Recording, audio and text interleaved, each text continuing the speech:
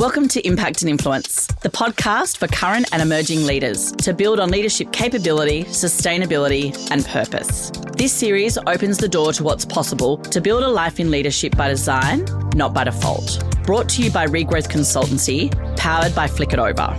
Flick It Over is a leading electronic software platform. Flick It Over provides industry-specific solutions to improve process, client experience, and efficiencies. Make your document delivery and workflow seamless with Flick It Over. Welcome to our next guest on Impact and Influence, Rex Muir from WLS or Wilton Lemke Stewart in Newcastle. Rex, thanks for joining us today. Thanks for having me, Laws. You have been in the industry for 11 years, which seems impossible, but you just told me you jumped off the plane from schoolies and went to a job interview and started the very next day. You've got a great career in property management, but what I would love to sort of focus on, because you've been with the business for 3 years now, but before starting with WLS, you actually left the industry. I did. I hate hearing that people leave our industry, as a lot of listeners would know. But thankfully you came back. I'm really curious, can we start your story at that point of why you left real estate? 6 years in at the company I was at, did property management there for 4.5 years and the rest in sales. And Loz, it got to a point where, look, I'd been in the industry for a while. There was a lot going on. I had a death in the family. There was a bit of PR issues going on at that agency as well. And it kind of just got a little bit too much, a little bit burnt out. And I'm like, I'm done. I was earning good money, but it just didn't feel like I was going anywhere. So I just made the decision to have a break or leave. At that point, when I left, I was out. Yep. I was done. So I left and got another job for a couple of months. But then my now business partner, Jesse, reached out to me and just said, would you be open to getting back into property management? They just started WLS at the time. And I said, yeah. 3 months after, I was missing it terribly. Just the industry itself. I was bored at this, phone job, insurance job or whatever. But look, I can imagine. There too. But at that point, he probably got me at the right time. And I'm like, yeah, I would. Because I came out of the other agency in sales. So, and I missed property management as well. That long-term client relationship. I really did, rather than that transactional one and done kind of thing. Yeah, so awesome to hear that someone who's you've done both, and you're very much a salesperson, BDM, but you just love that PM space. And I love that you came back to the industry. And essentially, it's really disappointing that culture was one thing that was probably a big impact on why you left. But I think that shaped you as a leader today. Do you think that's fair to say? Absolutely. Look, I don't know if there was nothing in particular in terms of leadership or anything there that made me go. I think just the culture as a whole, as to what that company was going through, it was a bit of it just didn't feel right to be there. But I got some sensational training there, like fantastic training. Those people are still there today as well. But it did shape me. They formed me to a point because I only did the first agency I worked at. I was only there 11 months, and then the rest I was at that agency. So they did form me, but it just my time there had come to an end. It felt natural to go. Yep. And I always feel I made the right decision, obviously now, but leaving those doors on that last day, it felt like the world had been lifted off my shoulders. It just felt right. So whether someone was pointing me in the right direction at that stage of my life, I don't know. But yeah, and everything that's happened since then, my career has it's gone crazy. So yeah. Absolutely, because you've been a part of the team since day one. You weren't a director from day one, but your role was to come in and build the portfolio, because the boys started out the sales business, brought you in and you've built a portfolio and a team from scratch. What are your lessons learnt there? And what would you do differently if you had your 3 years over? Well, this is where I met you, Loz. So we started 6 months prior to meeting you. And at the time I came in, we started from zero. There was nothing. Yeah. There was literally nothing. So I was just numbers, more management, laps, whatever, listing appointments. But I didn't care about processes at that stage because I was a one-man band. I knew what was going on. I knew whether everything was up to. But obviously that didn't assist us when it was time to hire the next staff member, or it wasn't scalable at all. So I think taking the time, if I had my time again, taking the time to really set some time aside to set up systems, processes, everything like that, because it did catch us a little bit. Yeah. But look, yeah, that's my huge lesson. But then you came into it, we fixed all of that. Still an ongoing little project of ours because we're forever growing, forever changing. But setting that time aside at the start, I just wish I had someone saying, just do it now. So rather than concentrating on the numbers on the board. But it's a balance, right? Because you've got to get to a point when you're growing a business and starting from scratch. Well, you've got to get the income. Correct. But you're right, just that small amount of time to think, okay, we know where the end goal is, and to this day we still know where like the next goal is and the next goal after that. And it's becoming, how do we become scalable business? How do we form like the team that can scale with us as we grow, and how can we form the processes and the tech, and what do we have in place to make sure that as we grow we don't lose along the way because of that lack of process and that lack of team. So correct. It just, look, it's, and when I say it caught us out a little bit, I just wasn't able to step back and concentrate on what my role was to bring in that new business. It was still maintenance, ingoings, routines, clients very heavily relying on me. And I just didn't set the right, I don't know, like I didn't hand over right to the team. It was just, I didn't care as long as they were doing the stuff that they needed to do. I didn't mind them calling me. Yes. I just couldn't let go. I think that's a better way to put it. I just couldn't let go of that side. Yeah. But everyone's got a capacity, right? And you and I talk about this often, is that you can't do everything and you need to let go. And it's hard when it's your baby, right? You've built this from scratch and you've got to let go and say, well, I'm going to trust my team to look after my clients. What advice can you give around letting go? Trust your team. You trust your team. Take the time to hire right. I have full trust in my team now. And it wasn't until the start of 2025 where I could just really let go. And it was the best year last year for our business. Like we grew. It was an amazing year. Lots of growth. But we found our momentum last year. But hire right at the start. If something's not sitting right in your gut, just keep moving on. So it's not worth it in the long run. So but there's still challenges there. Like I still sometimes find myself hanging on to stuff that I shouldn't. But again, it's an ongoing little project of mine. Absolutely. If you're aware of it, you can become better at it, right? Yeah. So you became a director 12 months ago? 12 months, yeah. Yeah. Yep. Which is a massive achievement for you. And it was certainly not a quick decision. I know this is something that you took your time with. Obviously, you'd worked with so there's 4 directors, you and 3 others in the business. Tell me, firstly, why was it so important to become a director in the business? What was important to you in making that decision? And then what did that timing look like?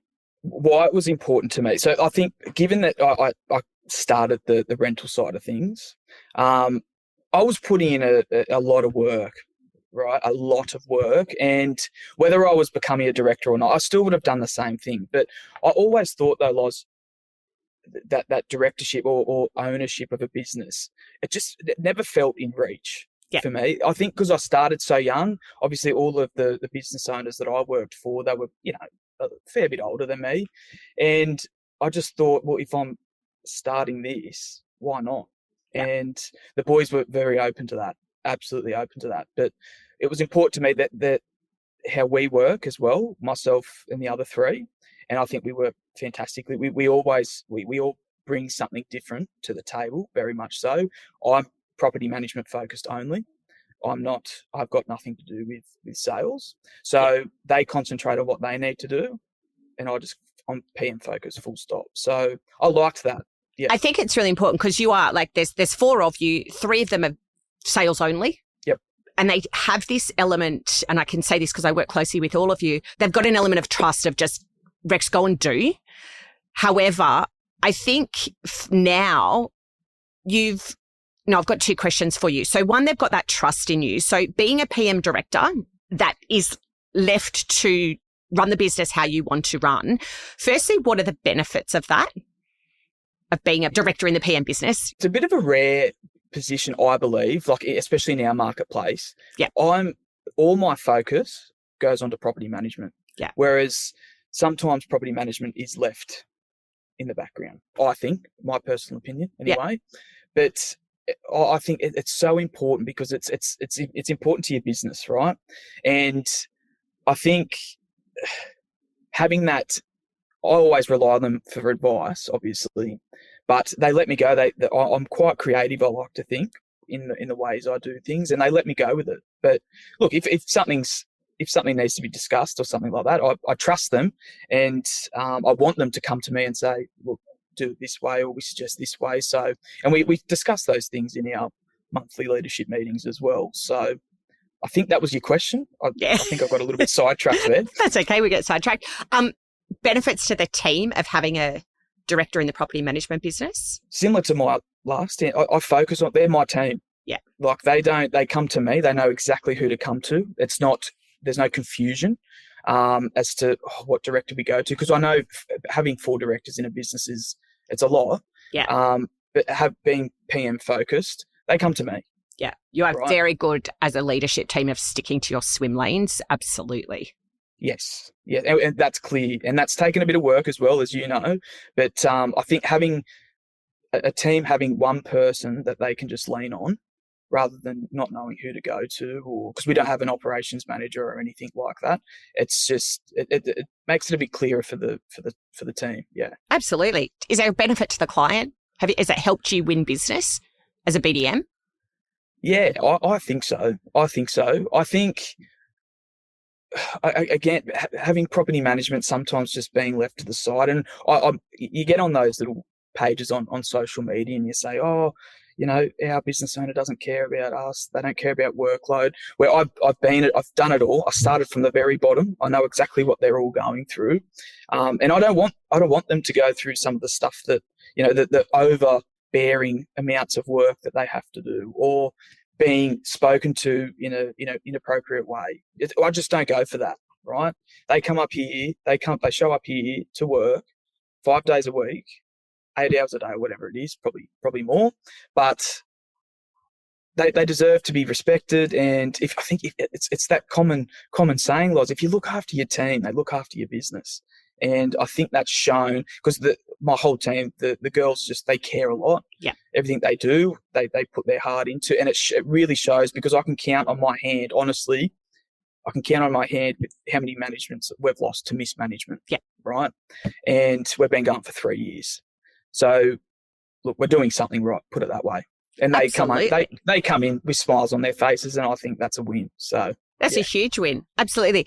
And I think also, credit to you, because I know, and we'll talk about growth for a minute, because yes, you are the leader in the PM business, but your role is effectively in growing that rent roll. So I think for you, there's a focus on quality, and it's a particular client that you want to attract. You are not just taking on business everywhere and anywhere, and they have to fit the DNA for you to bring them on. And I know that you and I have spoken about this, and you've said no to business because it's not the right fit for your business, because you don't want that to then affect the team essentially. But yeah. I think there's a question coming in this one. How do you balance that role between BDM and the leadership role? Because you've got some pretty strict, tough targets, because I set them. So you've got some targets you have to meet. And so it's a balance between time of growing the rent roll, but also time for your team. How do you balance that? I'm still trying to figure that out. And I think you know that. Great answer. Look, it's a balancing act. So Daniela came back from maternity leave last year, and she's our compliance manager. But I've been able to handle a lot of stuff, handing over the stuff that I want to do, like the admin, compliance, everything like that, because I was terrible at compliance. I was about to say, can we be really honest and say that, everyone? You don't love it. But Danielle, she came in and just took over all that. So I think figuring out what I'm not good at or what I don't want to do that does, keep me down. Just find ways on how to offload that. But again, Loz, I've got to big discovery about that still. Like I've still got to discover a lot about balance. Yeah. Because some days I find myself doing a lot of business related tasks, which is very important. And I hadn't spoken to a client that day. And I hate that. I would much rather be out there talking to clients as any, BDM or salesperson would. But obviously jobs have still got to get done and, people still need to be paid. So there's certain tasks that you just can't. But yeah, again, it's an ongoing project. I've got a lot of projects on the go, as you can tell. So yeah. They're good projects, though. Let's talk about that BDM space. And, you said at the beginning of our interview that you were really just focused on numbers. Over the last 2 years, that has really shifted to a revenue focus. Yes. Why? And also with a team, like with the other directors being so sales focused, has there been challenges with that over that time? First question. Answer is you. You made me think like that.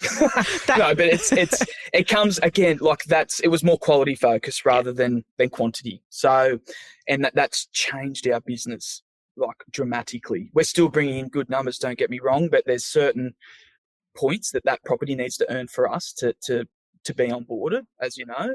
And again, it's landed us into a space where we do have a lot of premium properties. I think that's our little market. That's our little niche, I believe.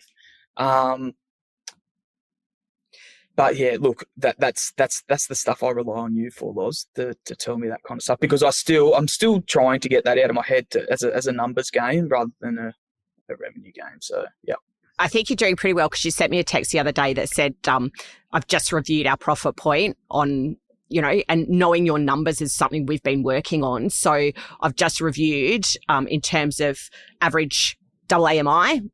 Yep. You're like, is this good enough? I think my response was, it's great, but we'll do better this year. Yeah, but yeah. It's always like that, Loz. You can always do better. But I think your mentality of even like when we first started talking, that wasn't even a priority. That wasn't even a talking point. And now that shift in focus of, okay, well, we know what our minimum income needs to be per property. We know that that's what we have to do. And it's okay if it doesn't sit there. Let's say goodbye to it. Let's say no to it. Absolutely. Yep. And I think that's a really important part. But where's the second part to my question was that challenge with the sales guys, because I know they're still numbers driven and I know they're still just like, we want to get to here. Why aren't we at here? How do you overcome that challenge with those directors who aren't focused on what you and I are focused on? Simple reporting. If they can look at it on a piece of paper. Yeah. But we get obviously our numbers sent to us once a month. And if there's a green arrow, they're happy. so am I, obviously. But keep it clear. And there's obviously with sales, yes, they are numbers focused. But again, we're all trying to more concentrate on the money that's coming in rather than the amount that we're managing.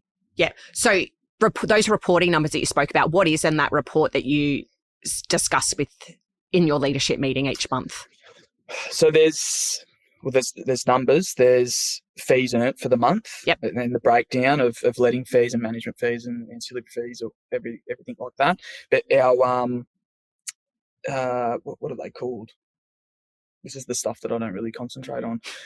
There's a lady that does our accounts that sends us our reports each month, and basically we're given a budget to stick with, and that's where the green arrows come into play, whether we're meeting those targets or going above or below. So yeah. You nailed it in that last part. I know you think you don't know this, but you do. But it's very much around, this is what we've aimed to do. This is our target. This is our budget, in terms of everything that we're doing. And it's just tracking that, isn't it? And I think those gains and losses are really important, and how we can, I know that this is a focus for us, is how we can leverage that sales team even more. Correct. Yep. Because for someone who, like, you're pretty humble when it comes to this sort of stuff, but you have so much more opportunity in that sales team. You're doing incredibly well, but imagine like next year when we really focus on that, it's going to be even greater. But that's getting the alignment of those directors on board, isn't it? Yeah, absolutely. And I think, look, don't get me wrong, we still get some fantastic leads from our sales division. But I came from a company that the sales division was large, but there was also quite a few BDMs as well. So always concentrate on opportunities outside the business, and that's what I've done. Right, I don't like to rely on them. But I think there's so much more gold to be found within those leads. But again, it's having the time to do that. But that's big on our agenda list this year, Loz. I know Absolutely. All right, I've got one last question for you. One piece of advice for anyone who's in a PM leadership role or a BDM, well, not even, just like a BDM or a property manager that's wanting to step into leadership or business ownership. What's one piece of advice that you have for them? Get some advice. Get someone that's been through that transition before. Have someone like Regrowth on your side, and I'm not saying that to toot your trumpet, Loz. I didn't pay you. Having that advice and it just a second opinion, someone to listen to what's going on. I think that was huge for me. Yeah. Because I had no idea what to expect. And well, you don't know what you don't know, right? You don't know what you don't know. And having some trusted people there that had been in similar positions before was, that they were my go-to for a good 6 months there. So, get some good people on your side that you can trust and you can have a good yarn to. Awesome advice. Rex, thank you so much for your time today. Thank you, Loz. Thanks for joining us on this episode of Impact and Influence. Click follow to get notified about future episodes. Leaving a review helps others find the podcast. And to learn more about our courses, our study tours, conferences, keynote topics and our services, or how simply we might be able to help support you in taking you to places you never thought possible, please visit regrowthkyliewalsh.com. Impact and Influence, brought to you by Regrowth Consultancy, powered by Flick It Over.